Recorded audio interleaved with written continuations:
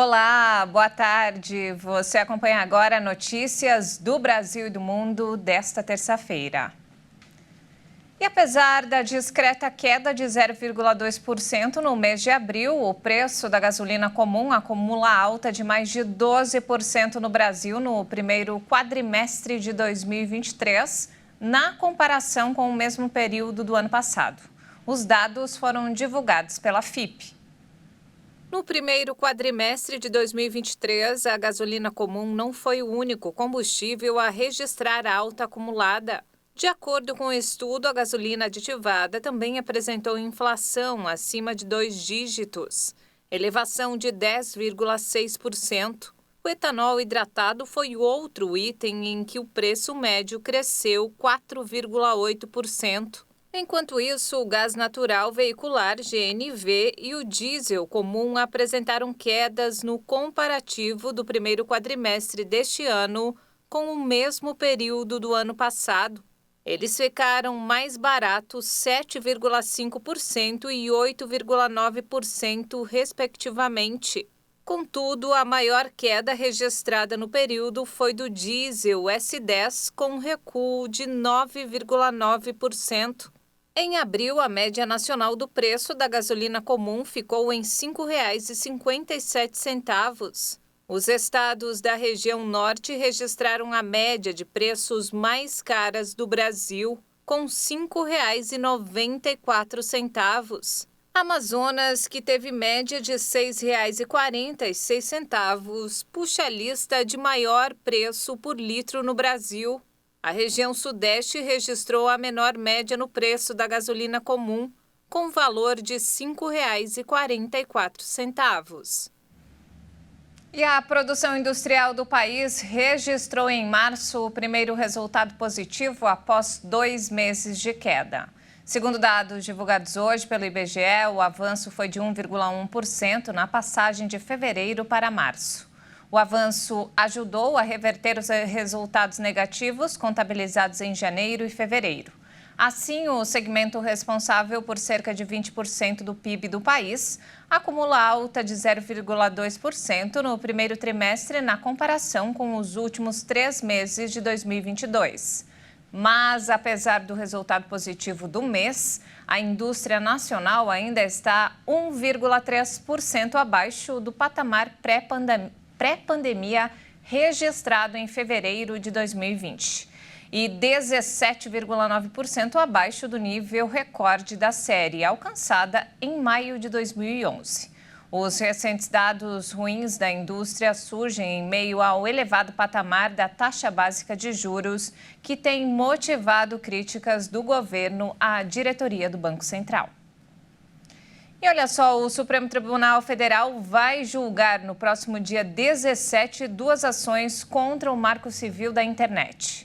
Uma delas discute a responsabilidade das redes sociais sobre as publicações feitas. E o resultado do julgamento pode, inclusive, influenciar o projeto das fake news. O Marco Civil da Internet entrou em vigor em 2014, aprovado pelo Congresso e sancionado pela então presidente Dilma Rousseff. O código funciona como uma espécie de constituição para o uso da rede no Brasil. A lei estabelece princípios, garantias, direitos e deveres para usuários e empresas. Mas o julgamento do STF pode mudar a interpretação de pontos importantes.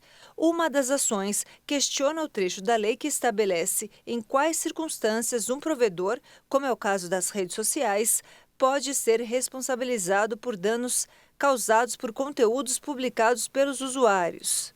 Segundo o Marco Civil, os provedores só podem ser responsabilizados quando, após ordem judicial, não removerem o conteúdo. A ação quer que, em algumas hipóteses, não seja necessário um longo processo judicial para haver a responsabilização, mas sim dispositivos mais ágeis.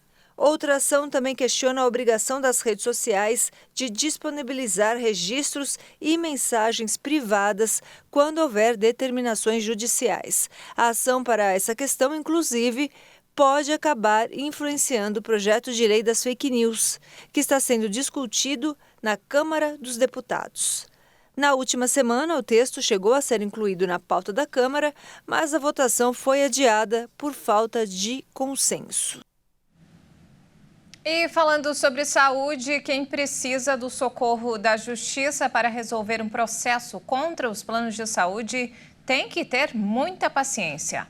O tempo de espera é cada vez maior. Enquanto em 2020 o tempo médio para o Poder Judiciário julgar uma causa para um tratamento contra o câncer, por exemplo, era de 277 dias, agora, 3 anos depois, essa espera passou para 322 dias, tanto na rede pública quanto na rede privada. Ou seja, é quase 1 ano que o paciente aguarda aí para saber se tem direito a receber atendimento ou não. E olha que nós estamos falando de uma pessoa em situação de fragilidade. Agora, um dos grupos de processos judiciais com mais demora não é esse não, mas o que se refere a doações e transplante de órgãos. Até teve uma redução na espera de 2020 para 2021, quando passou de 621 dias para 439 em média. Só que em 2022, a duração média de tramitação até o julgamento foi de 825 dias. São mais de 2 anos. De acordo com o Conselho Nacional de Justiça, no ano passado, foram abertos mais de 295 mil processos que contestam o atendimento no Sistema Único de Saúde. E na rede privada foram registrados 164 mil novos processos em 2022. E nos destaques internacionais, o Ministério da Economia suíço confirmou hoje que um total de 8 bilhões e 300 milhões de dólares, ou 41,500 milhões de reais na cotação atual do Banco Central Russo, estão congelados no país. As transações relacionadas à gestão das reservas e ativos do Banco Central Russo estão proibidas desde 25 de março de 2022. 1 mês depois que Moscou lançou sua invasão na Ucrânia. Atualmente, a União Europeia discute se deve investir esse dinheiro e usar os recursos para a reconstrução da Ucrânia. O Ministério enfatizou que esses fundos do Banco Central devem ser diferenciados dos fundos e ativos congelados na Suíça, no valor de 8 bilhões e 500 milhões de dólares, de propriedade ou controlados por indivíduos, empresas ou entidades sancionadas. A Suíça, país tradicionalmente neutro, decidiu 4 dias após a Rússia invadir a Ucrânia, em 24 de fevereiro de 2022, alinhar-se às sanções da União Europeia contra Moscou, obrigando os bancos a transmitir informações sobre clientes e empresas. Este também é o caso dos fundos do Banco Central Russo.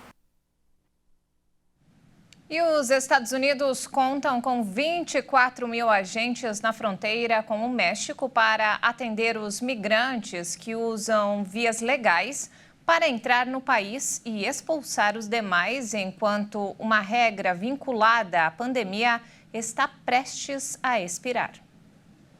O presidente Joe Biden admitiu a possibilidade de uma situação caótica.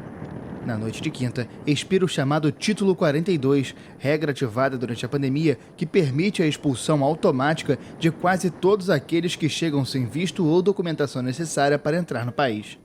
O governo tenta agora convencer os migrantes a recorrer às vias legais, como marcar uma consulta em um aplicativo para pedir asilo, recorrer a uma autorização de reunificação familiar ou entrar em um programa que autoriza a entrada por motivos humanitários.